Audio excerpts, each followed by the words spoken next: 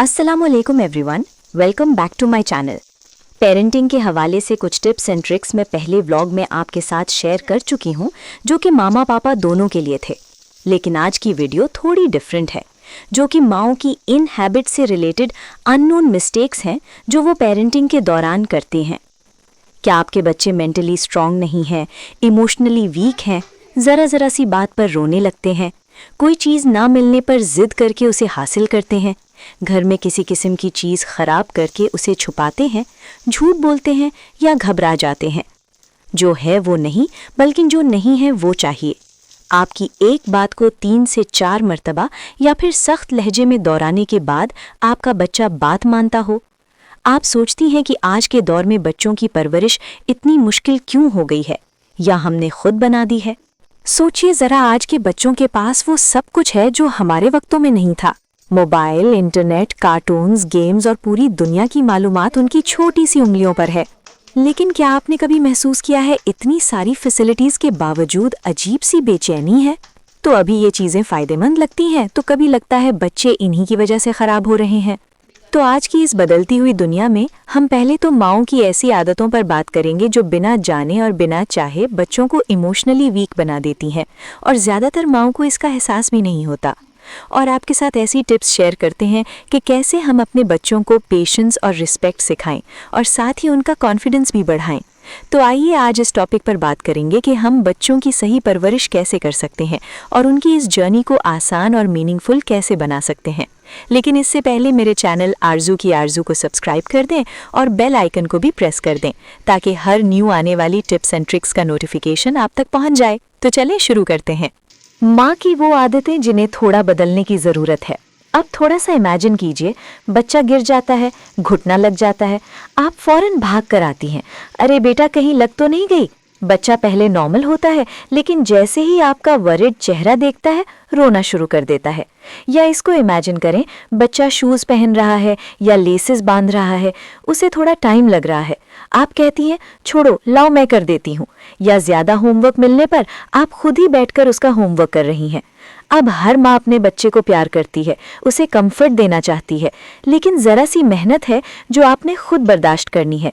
इससे आपके बच्चे वीक नहीं बल्कि स्ट्रॉन्ग बन जाएंगे।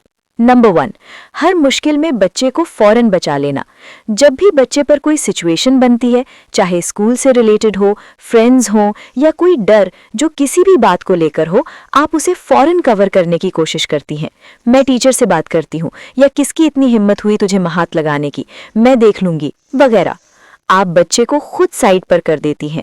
ये सब आपको बच्चे के लिए प्यार लगता है, लेकिन आपके बच्चे के दिमाग में एक साइलेंट मैसेज चला जाता है, मैं खुद हैंडल नहीं कर सकता। बच्चा कभी नहीं स्ट्रांग बन सकता जब हम बच्चे को हर मुश्किल से बचा लेते हैं। आपके बच्चे स्ट्रांग तभी बन सकेंगे जब आप उन्हें इस मुश्किल से खुद फेस करने का कहेंगे। इस तरह उनमें डर भी खत्म होगा और वो इमोशनली स्ट्रांग भी होंगे। नेक्स्ट टाइम आपने रुकना है और कहना है मैं तुम्हारे साथ हूँ, और उसे अच्छा सा ओपिनियन देकर उसे आगे बढ़ाना है। नंबर 2, अपने बच्चे की फीलिंग्स को कभी ना दबाएं। फ़र्ज़ करें बच्चा परेशान है, उससे कोई मसला है, मूड ऑफ है, खामोश है, खोया खोया है या फिर रो रहा है। बच्चे की फीलिंग्स को छोटा ना समझें, ना ही बात सुनने के बाद कहें बस इतनी सी बात, बहादुर बनो। हम सोचते हैं ऐसा कहने से हम बच्चे को स्ट्रांग बना रहे हैं, लेकिन असल में हम बच्चे को ये सिखा रहे होते हैं कि तुम्हारी फीलिंग्स इम्पॉर्टेंट नहीं है। जब फीलिंग्स दबाई जाती हैं तो बच्चा या तो चुप रहना सीख लेता है या फिर इमोशंस को हैंडल करना ही नहीं सीखता। याद रखें, फीलिंग्स को एक्सेप्ट करना वीकनेस नहीं होती। अगली दफ़ा कहने की कोशिश करें कि मुझे लग रहा है कि तुम अपसेट हो, रो लो थोड़ा, मन हल्का हो जाएगा। इतना कहना भी बच्चे के लिए बहुत हीलिंग होता है। नंबर 3, ओवर प्रोटेक्शन और ओवर कंट्रोल। हर चीज़ पर बच्चों को रोकना और हर चीज़ का डिसीजन खुद लेना, क्योंकि बच्चों को तो हम बच्चे समझते हैं। ये मत करो, ये मत बोलो, ये नहीं खाओ, वहाँ मत जाओ, हर वक्त की पाबंदियाँ। प्रोटेक्शन ज़रूरी है, लेकिन जब ये ज़्यादा हो जाए तो बच्चा दुनिया को डेंजरस समझने लगता है, हर चीज़ का मज़ा खो बैठता है और फिर वो खुद पर ट्रस्ट खोना शुरू कर देता है। सल्यूशन बहुत सिंपल है, एज के हिसाब से छोटी छोटी चॉइसेस बच्चे को दें। तुम कौन सा ड्रेस पहनना चाहते हो, खाना पहले या होमवर्क पहले? खेलना है या अभी सोना है। ये छोटी छोटी चॉइसेस बच्चे के अंदर कॉन्फिडेंस ग्रो करती हैं। नंबर 4, कंपैरिजन चाहे मजाक में ही क्यों ना हो।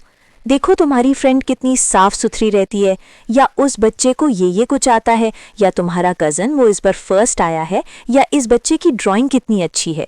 बच्चा कंपैरिजन नहीं समझता, बच्चा सिर्फ ये समझता है कि मैं किसी से पीछे हूँ या वो मुझसे अच्छा है, और यहीं से सेल्फ डाउट और इमोशनल वीकनेस शुरू होती है। कंपैरिजन की बजाय नोटिस कीजिए, अप्रिशिएट कीजिए। कोशिश अच्छी थी, नेक्स्ट टाइम और भी अच्छा करना। वाह, तुमने तो 2 घंटे बाद कपड़े गंदे किए, मुझे लगा घंटे में ही कर दोगे। बच्चा अप्रिसिएशन से ग्रो करता है, प्रेशर से नहीं। नंबर 5, सिर्फ अच्छे बिहेवियर पर प्यार दिखाएं। जब बच्चा अच्छा बिहेव करे तो प्यार, अटेंशन, हग्स, और जब गलती हो खामोशी, डिस्टेंस, नाराज़गी। बच्चा आपके इस बिहेवियर से ये सीखेगा कि मुझे क्या काम करना है और क्या नहीं। मुझे तभी प्यार मिलता है जब मैं कोई अच्छा काम करता हूँ। ये चीज़ बच्चे के माइंड में इनसिक्योरिटी लाती है। आपको चाहिए कि अपने रवैये से नहीं बल्कि अपने अल्फाज से नाराज़गी का इजहार करें। प्यार को नफ़रत में नहीं बदलना, बल्कि नाराज़गी में भी प्यार से कहना है कि मुझे ये चीज़ पसंद नहीं आई, तुम्हें ऐसा नहीं करना था, मैं तुमसे बहुत प्यार करती हूँ लेकिन तुमने मुझे नाराज़ कर दिया। आप अपने बिहेवियर और बच्चे को अलग रखें, ये चीज़ आपके बच्चे को हमेशा सेफ रखेगी। अब यहाँ तक वीडियो सुनने के बाद ज़रा रुकें और सोचें, आपकी इनमें से कौन सी आदत है जो आज तक आपने अपना कर रखी हुई है, चेंज होनी चाहिए या नहीं? कमेंट में लाजमी बताइएगा। अब जरा चलते हैं कुछ उन टिप्स की तरफ जहां हमें लगता है कि इतनी सारी फैसिलिटीज होने के बावजूद बच्चों की परवरिश मुश्किल हो गई है। अगर इन फैसिलिटीज से बच्चों को दूर रखेंगे तो वो पीछे रह जाएंगे, और यही फैसिलिटीज शायद बच्चों को खराब भी कर रही हैं। तो बैलेंस रखना सीखें। आजकल बच्चों के टाइम पास के लिए हम उन्हें महंगे खिलौने, इंटरनेट या मोबाइल हाथ में थमा देते हैं कि चलो बच्चा मसरूफ रहेगा, उसका टाइम पास हो जाएगा और हम भी तंग नहीं होंगे। सबसे पहले आप उन्हें अपना वक्त दें।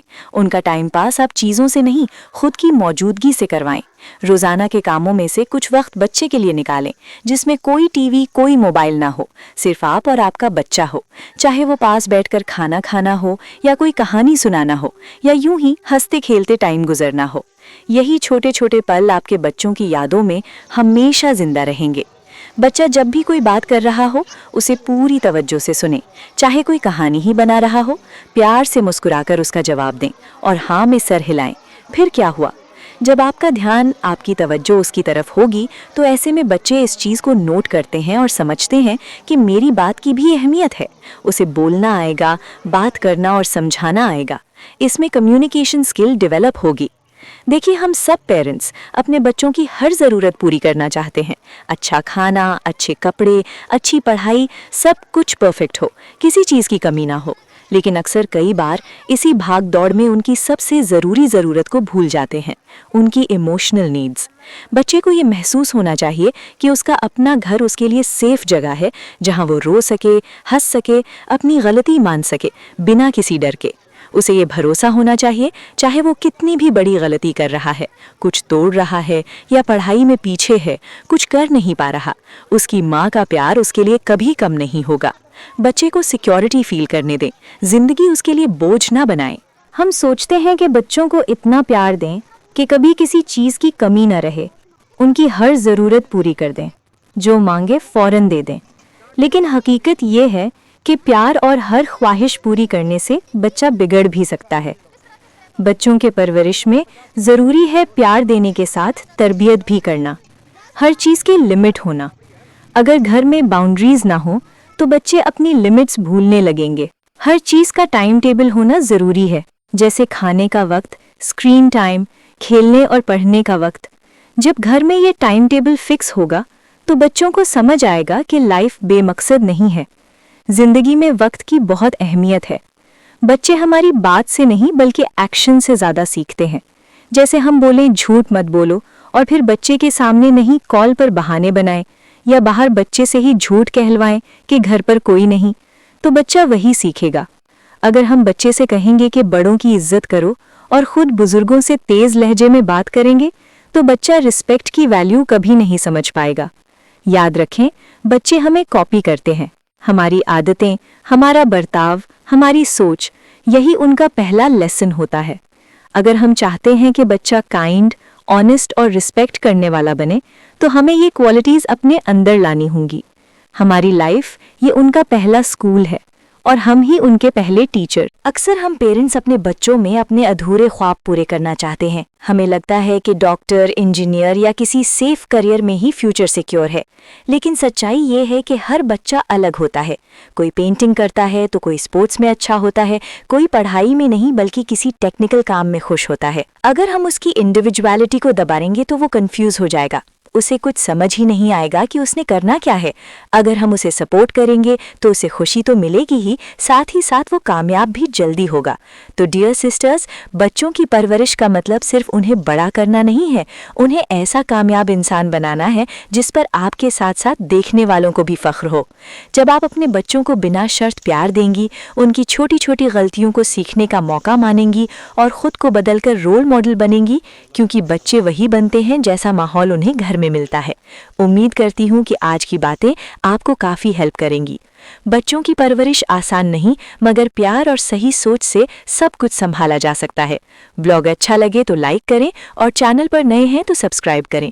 फिर मिलेंगे नेक्स्ट ब्लॉग में। तब तक के लिए दुआओं में याद रखिएगा। अल्लाह हाफिज, फी अमान अल्लाह।